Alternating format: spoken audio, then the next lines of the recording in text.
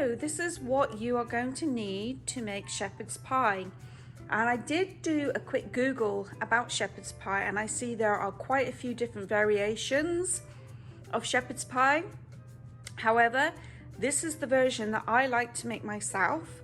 And let me just take you through what we need. So for the toppings, obviously on the top you need mashed potato. So I've got my potatoes. I'm going to mash them with some butter and some oat milk. And right on at the end, after we bake the shepherd's pie, we're going to sprinkle some cheese on the top and then put it under the grill. But we have some Angus beef, which we're going to fry in some olive oil.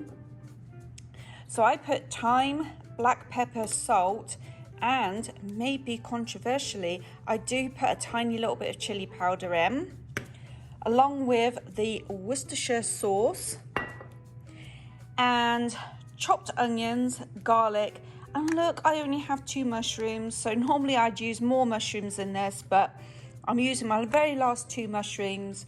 We have some beef broth and we had some tomato paste. And lastly, I only add peas. I do not add carrots. So all this will make my shepherd's pie. So first you want to put some jolly music on in the background.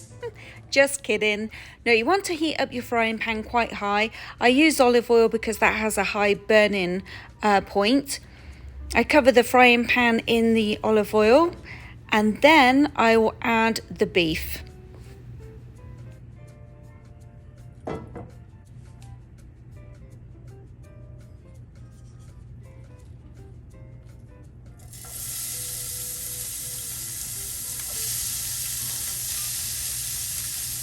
So now you want to make sure you brown the beef, and this is where I add my spices.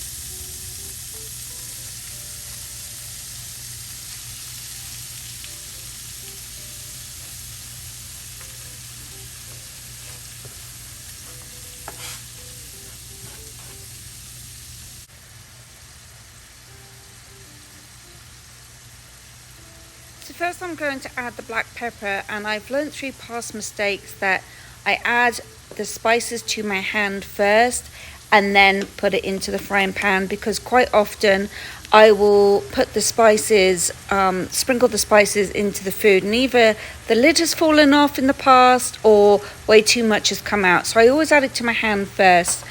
Second, I add the thyme, and then I will add a small amount of chili, about a teaspoon.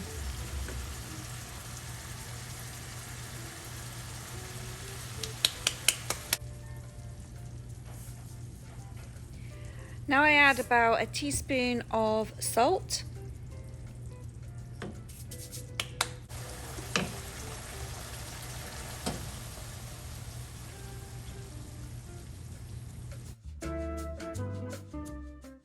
Okay, so this is where I drain the oil, and I had a bad habit in the past where I would drain the oil down into the sink.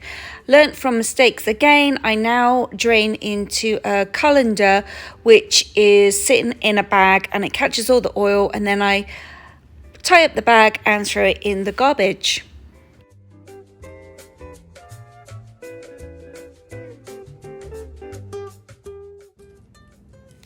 Right, time to chop the onion and see if it's going to make me cry. This one didn't, so that was good. Okay, so now I add the onions into what's left of the oil in the frying pan. I'm going to brown the onions.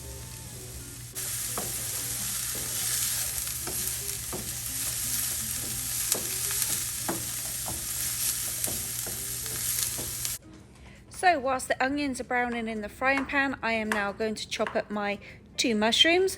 Normally I'd probably add about 6 or 7 mushrooms here. Okay, now it's time to finely dice the garlic.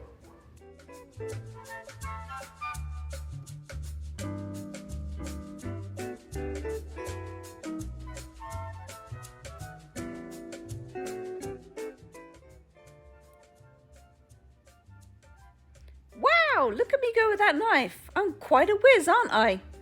Ah, just kidding. I sped up the movie.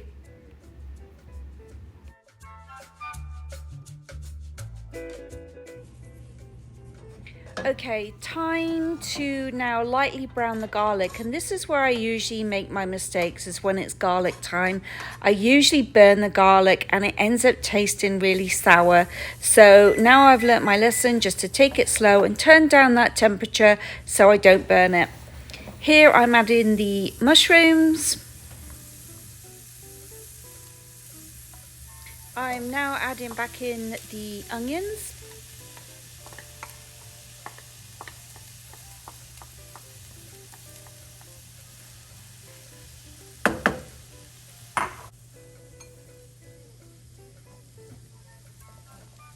Okay, the beef goes back in, and I now mix up the garlic, the mushrooms and the onions and beef.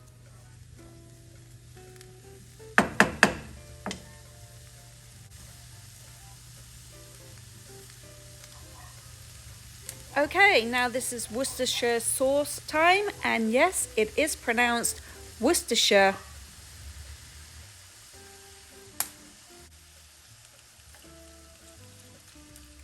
Adding in the beef broth.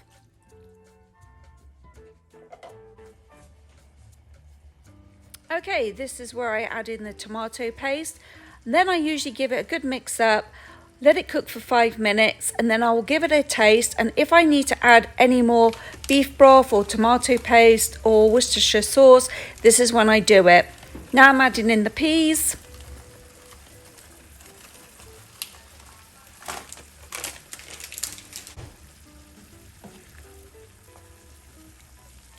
And after I did give it a taste, I did actually end up adding more beef broth, Worcestershire sauce and tomato paste.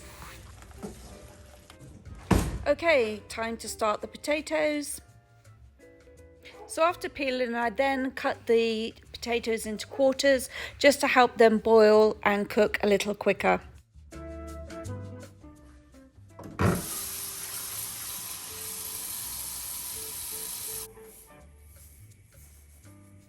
Time to add a little salt. So yes, once the potatoes are done, I will then mash them up. They will go on top of the meat, and then they will be popped into the casserole dish and bake for about 30 minutes. Okay, so the ground beef mixture is in the casserole dish. Now to add the mashed potato. Okay, so this will now go in the oven at 375 for about 25 minutes. Then I'm going to pull it out, top it with cheddar cheese, and then it will go under the grill for 5 minutes.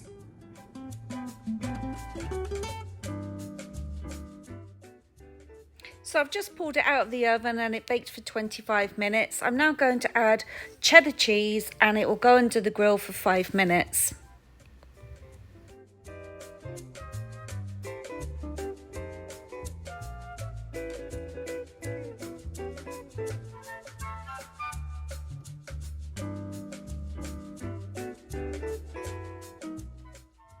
Okay, so this is where I struggle. I have a camera in one hand and I'm trying to serve with the other. So this actually was a really good success because my husband had 2 helpings, and that's when I know something is a success.